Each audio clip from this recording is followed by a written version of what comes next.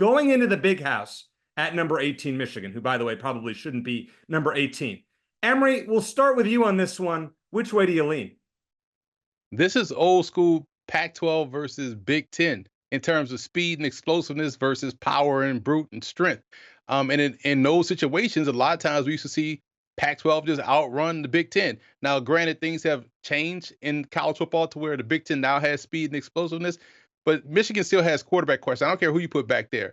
I don't care if you put Drew Henson back there. The point still stands. This USC team has now gotten confidence on defense. We know about their offense. I would lay these points comfortably with USC. I'm not saying it's going to be like what Texas did to Michigan a few weeks ago, but it's going to be pretty doggone close. So I like the Trojans in this big spot against the Wolverines.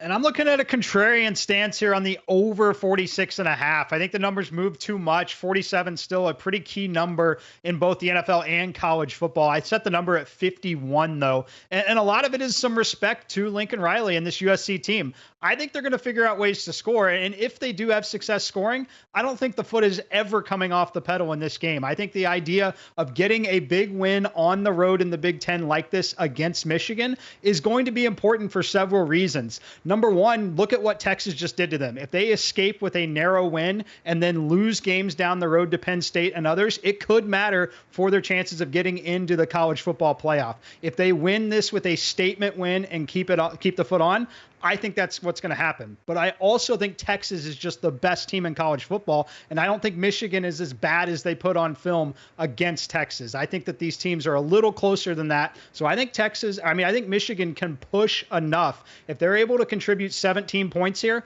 this game's going over because Lincoln Riley is not taking the foot off the gas whatsoever in this game. Fight.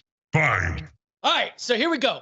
We're going to be going with one of my favorite plays, and that's going to go under because I want to put respect on his name. It's D'Anton Lynn. But around this house, we call him Underlin because he has done so much to be able to create the ultimate. You think it's one thing, but it's the other. You think it's Lincoln Riley. You think it's USC. Man, surely this is going to be a group that goes over the total. Oh, no. Because what happened in that game against LSU? Under the total by about 20 points. You hang a 61 out there, they win 48-0.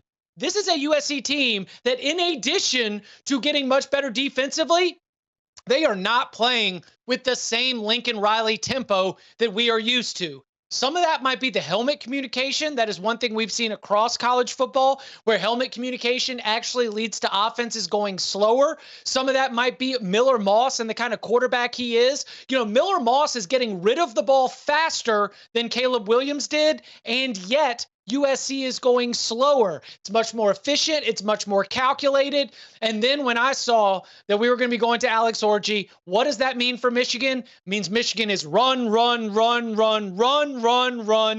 Maybe throw to a tight end. Run. Michigan wants to shorten this game as few possessions as possible, smash you at the line of scrimmage. So I like going under the total here. It will be a sweat, because there are athletes on both sides of the ball, and you could have a pick six or a special teams touchdown, throw this whole thing into a ray.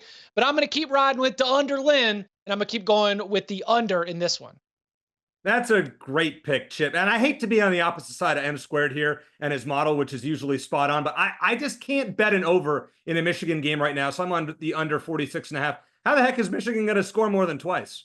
I mean, they're only averaging 153 passing yards per game. And now, as you said, Chip, they're bringing in their running quarterback instead of the Davis Warren as a passer. No thanks. Michigan's going to have to run for 250 or more yards and keep the ball for 35 or more minutes. Not sure that's going to happen. I think the game will be close. I think their defense will step up. Still, USC 23, Michigan 17, that under 46.5. I don't think we're going to have to sweat it, but we'll see.